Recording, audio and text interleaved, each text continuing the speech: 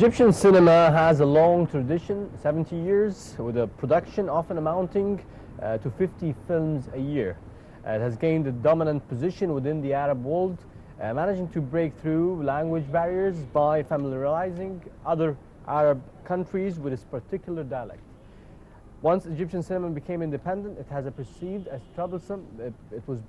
as troublesome by the colonizers in the neighboring Arab countries. We'll be speaking more about this topic with the cinema critic Ahmed Shawi. I'd like to thank you very much for joining us. Good morning. Mr. Ahmed, thanks for joining us. And we'd like to just start off that since the 2011 revolution, it seems that the film in Egypt, especially the documentary filmmaking, has taken a new approach. How far and true is this statement? I think the statement is true. Of course, the cinema generally and the documentary films especially has a new approach. But I cannot relate it too much to the 2011 revolution.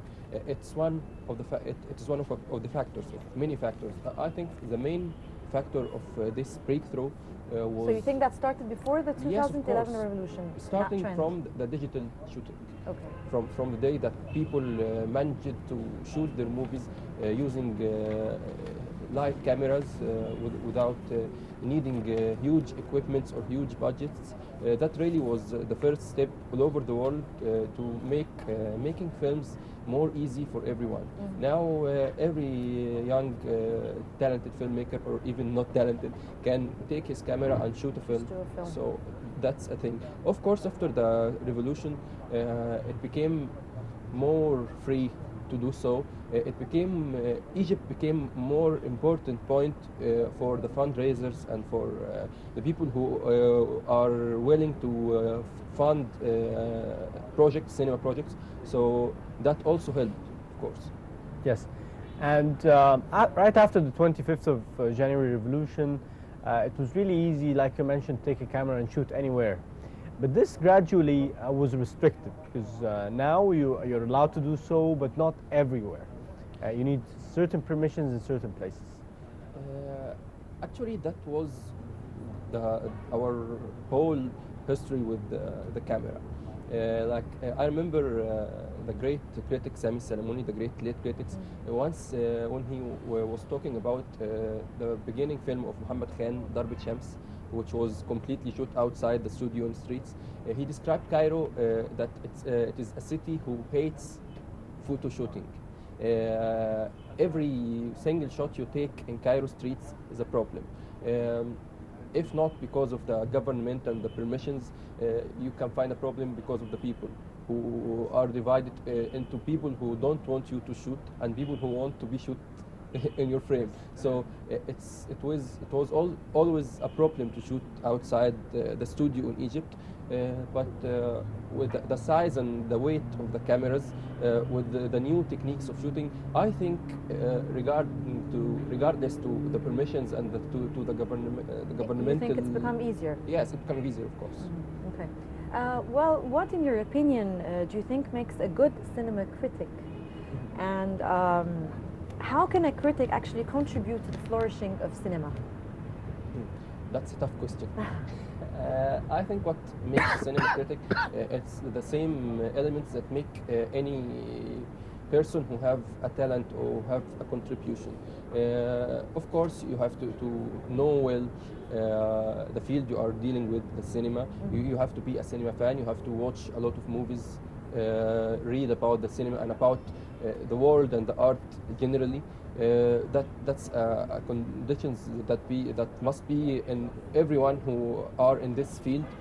But what makes a cinema critic a unique one or a good one? Exactly. I think is beside all this, he has to have the talent. I don't think it's an easy way because many people now think it's normal to write about a movie. Of course it's normal. It's everyone's right to tell his opinion about what he watched or what he listened to. But how do you say it? That's the point. It's half a talent and half a profession and a craft. Of course, it has to have a constructive background in order to give a constructive feedback. But young generations like you are, definitely has this, skills, technology, backgrounds. So definitely with the ways that you see movies and your ability to see past movies and compare movies and use technology to do so and use the internet to do so, it gives you the edge some way or another. How would you describe the characteristics of the young generation of cinema critics? I can prescribe our generation of cinema critics as a lucky one. Exactly as you mentioned, everything is available now. When you read about the history of this profession in Egypt, you can find many struggles of people just trying to see movies. In the 60s and 70s, there was these cultural places, cultural centers of the embassies who screen only one film per week or sometimes per month.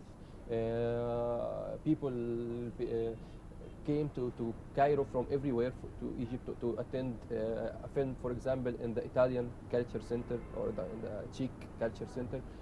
That was a tough thing to think about. When I think about our current situation now I have everything at my home. I can easily access to most of the new films and books everywhere.